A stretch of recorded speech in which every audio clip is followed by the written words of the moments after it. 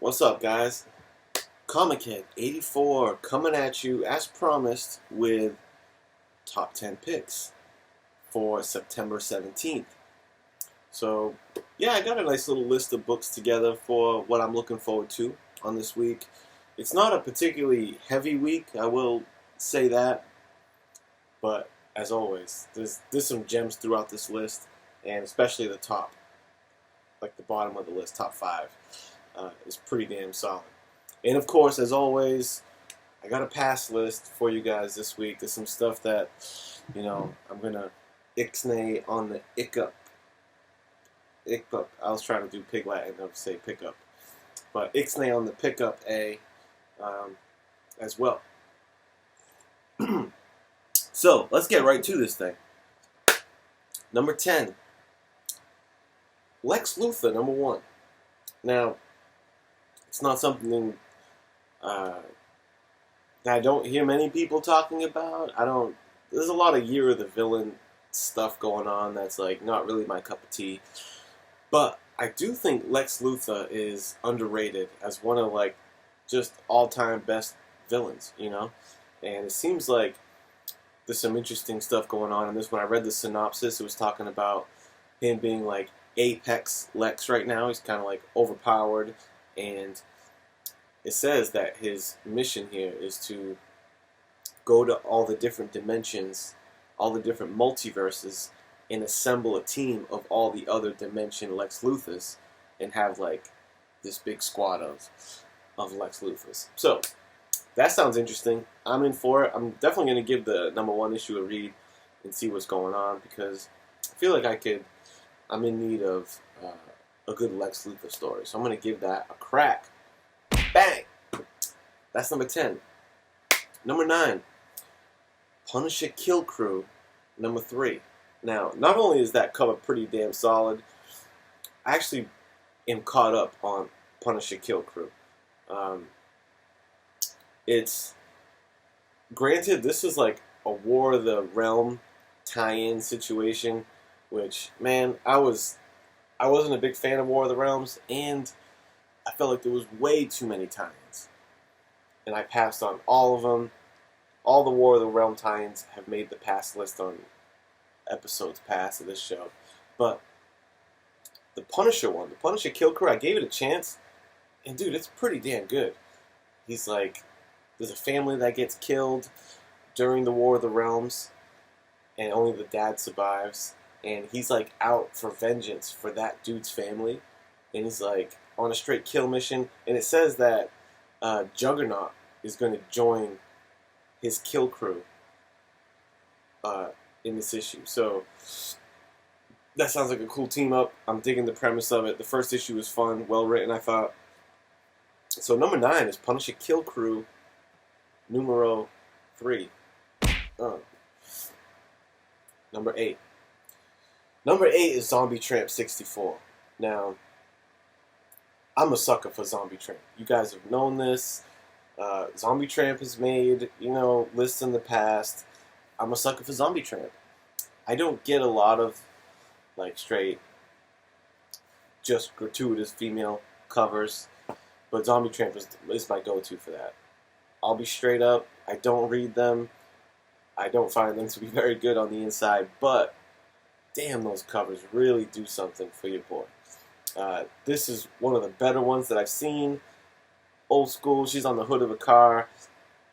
They got the naughty version where she's just straight butt naked on the car.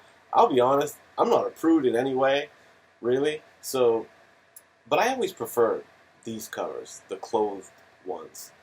I just feel like they're better looking covers. The naked ones kind of come off as tacky to me.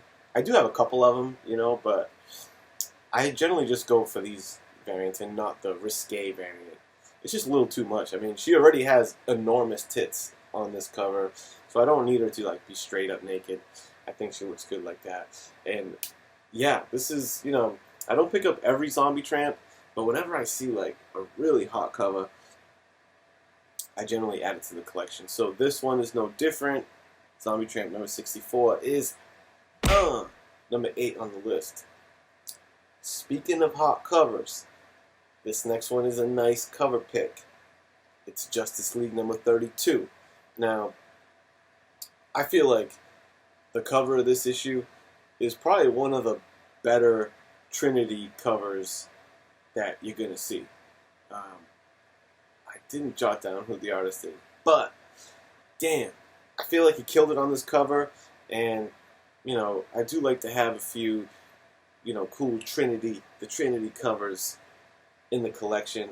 I mean, there's no better Trinity in comics, right? As far as like a big three, kind of like the Paul Pierce, Ray Allen, KG Garnett of comics. That's these guys, right? Does Marvel have an equivalent to the big three? I don't really know. I mean, if you think like the movies, Thor, Cap, Iron Man. Are those the big three? I mean, you compare that big three to the Trinity, and I feel like just cool factor, power, there's no comparison, right? I think. So I say best trio in the Trinity in the game. Let me know in the comments. I'm curious now of like, is there a Marvel Trinity? I don't think so. I think I probably named the closest one. But that was a tangent. Number 7 was Justice League 32 on the strength of that cover. Coming in at number 6, Excellence, number 5. Dude, I've been sleeping on Excellence. I recently got caught up on this story, and I'm digging it. I've heard it get some praise early on when it first dropped, but I haven't heard much about it recently. But I'm up to speed on it, and it's solid. It's kind of mixing like, you know, it's a black-centric book, you know, which is cool. And so there's kind of like, the dude has like a bit of hood swagger to him. But there's like a magic society, magic wands in the whole bit. So it's almost like a cool swag Harry Potter deal. It's well written. It's a good story. I feel like it's not real base. They tell like a pretty good story. The characters are fleshed out pretty well. The art's cool. I like the premise. Excellence is good. If you haven't read it, check it out. It's already at issue 5, and it's at number 6 on the list. Now we're smack dab in the middle of the list, and you know what that means. It means it's time for the pass list. Now, this week's pass list, I got 3. I got 3 picks on here. Now, first up is Flash Forward, number 1. So it seems that, you know, they're picking up where they left off after Heroes in Crisis. They're going to continue Wally West's story of redemption, I guess, after that stunt that he pulled in Heroes in Crisis. It looks like he's going to be like out in space, dealing with outer space situations to get this handled.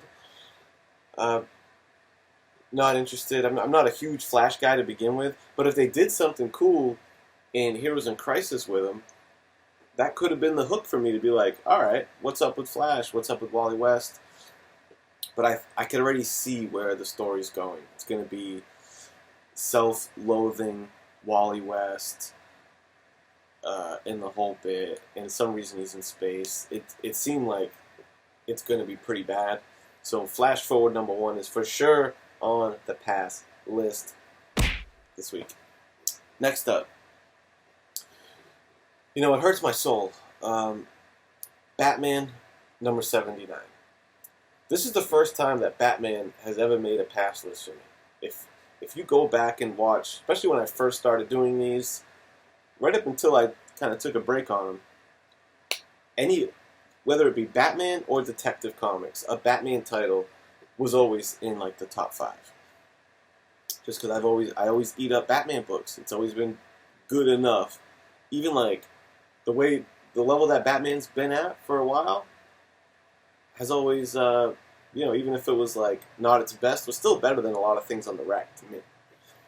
But boy, in the past few months, man, Tom King has done a number on this character, on this run. I don't like it. Um, he has like the seed of good ideas sometimes, like with that City of Bane thing. But man, I've never seen such a again, kind of self-loathing, questioning himself to the max Batman, to the point where I remember there was one issue where it was like, Robin's like, hey bud, I know you're down in the dumps. It's because you just broke up with, Catwoman. I know you got a broken heart. You can talk to us about it. And he's like, you don't know a damn thing. And he punches Robin in the face. And it's like, what is Batman doing? Like, why are you writing the character this way? I remember he's fighting with Bane, and Alfred is like, sir, I must tell you, for the first time, you've been defeated. You've lost. And it's like, why? He's chilling in the Batcave. He said that because he thinks that Bane messed with his mind so bad because he manipulated Catwoman breaking his heart. It's like, the shit that Batman's been through? For the first time ever, I'm going to tell you, Master Wayne, you've been defeated. You are lost because your soul has been beat up or whatever. And they're just like, oh my God, stop. So Tom King just does a little too much of that. I think I think it was cool when it was with Mr. Miracle's run. The idea of, kind of being like that almost depressed, self-loathing type hero, totally like robbed of their confidence and power, which is usually what we expect from heroes. So it was kind of cool to look into that with Mr. Miracle, but then again in Heroes in Crisis. Then it was like the whole DC universe was talking about, their issues and how they, he just tries to deconstruct too much. And he definitely has been doing that with Batman. Anyway, Batman 79, unfortunately, is on the pass list. I think he has 6 more issues. 85 is when he jumps off. I'll be curious to see who replaces him. Lastly on the pass list, Spider-Man, number 1. Spider-Man's getting rebooted. Just the straight Spider-Man -man run. It's weird. It's written by J.J. Abrams and his son, like Harry Abrams or whatever. Just seems like a strange book. It seems to me like J.J. Abrams has clout at Disney. He was doing like Star Wars movies. And he's like, hey, is it cool if you guys give my son a job? I'm like, yeah, you want him to write Spider-Man, the flagship character of Marvel Comics? Want to just like have him do the main Spider-Man title and just do a run with it? I don't know. I don't think this kid has like a real catalog of stuff. So it's like, look, dude, I think it's inappropriate for your kid to like practice his writing on the Spider-Man title. So it's just weird to me. Maybe I'll eat crow. Maybe, because I think J.J. Abrams is pretty interesting. I like his stuff generally, but this has a weird vibe to it. Maybe I'll eat crow and it comes out and it'll be fire, but I'm not feeling it. Let's get back to business. Number 5. Vampirella, number 3. Boy, oh boy, it's cover time. It's fire covers is what's put in this book at number 5. There's 2 that I have to shout out. For 2 reasons this book is at number 5. One is the J. Scott Campbell cover. Bang. Really good. They've been doing like these, they've been really milking these variants. They give you like the sneak peek beforehand. It's like a zoomed in version, and then they finally drop the regular version zoomed out. They do the same thing with the art germs, etc. But here it is in all its glory. The J. Scott Campbell cover, very good. But the one that piqued my interest even more is the Faye Dalton cover, especially the 1 in 20 black and white. Dude, it has like especially when it's in black and white, it looks like almost like a crime scene photo. It has like an old school horror vibe to me. There's something about that, like the camera angle and just the layout of it that it's like really good. I like that cover very much. It's a 1 in 20 apparently. Only the black and white is. I think you can get the regular color version, but I don't think the color version hits the same as this one. Bang! So that's at number 5. Number 4, it's Absolute Carnage, number 3. This is the cover that I think is kind of the coolest one of the bunch. I almost thought Donny Cates did it because it doesn't look like super clean rendered. It almost, I don't know, had an interesting design to it. But I thought it was cool. I thought the way he did, like, Venom's face right there is cool. Like, he just gave him, like, a regular mouth instead of the big. And the Doppelganger's there. I'm not the biggest. I've had, like, symbiote fatigue. I was, like, kind of into the Venom run in the beginning, but I've just gotten fatigued from it. It's still undeniable as a pretty damn good book. It just doesn't have me as hype as probably people that have been into the Spider-Man and Venom run. It's just not killing it for me, but even still, you can't deny that it deserves a spot in the top 5. So there it is at number 4. Bang! I'm trying to keep this moving. I don't want it to drag on too long. Now, number 3. I'll be straight with you. It's a comic series that I don't even think I'd heard of it. You know what I mean? And it's at number 3 because of a cover. Okay? So if something's going to make the top 3, if it's going to get ranked 3, brother, and I don't even know what the book is, it's just the cover, you know it's going to be a banger. So in saying that, dog, Rumble, number 16, with the Zafina. Look at this Zafina cover. Excuse me, it's giving me heartburn, dude. It's got me so fired up. This is one of the dopest covers I've seen Zafina do. I love this thing. I think it only comes in black and white, if I'm not mistaken. Let me know if there's a color version out there, but this is the only one that I've seen of it. And dog, so good. I'm really a fan of Zafina. I think he's a great artist. And man, this one like straight knocked my socks off. I'm like, dude, I can't help but put it in the top 3 of this list because I think it's so good. So I would keep an eye out for this because this one might pop. Bow. But what do I know? I'm not really a spec guy, but top 2. Number 2 is House of X number 5. That's right. I'm straight up. If you've heard me talk about it, I'm all up on the House of X bandwagon. Okay, I think it's the best thing on the rack. Great story. I'm pumped to have X-Men back in their glory. Fire. Do I even have to say more? House of X number 5. The cover's great too. You get that cool Apocalypse. I want to see some more from Apocalypse. Whew. House of X number 5. Now, if House of X is number 2, what's number 1, brother? Well, let me tell you. Number 1, we're still staying with the mutants. And it's New Mutants number 1. New Mutants number 1 is number 1 on my list of hot picks for this week. Because, brother, guess what? They got the band back together. Chris Claremont, Bill Sienkiewicz, teaming up. New Mutants, 2019, during this House of X era where X-Men is in its glory. Damn. I hope it's good. You know, it's a number 1 issue. I don't know what it's going to look like. But, dude, the OGs are back. Hickman's back doing his thing. I'm hoping they keep the momentum going and they're bringing in the big guns for X-Men. And I'm pumped. I love it. I can't wait to see this run.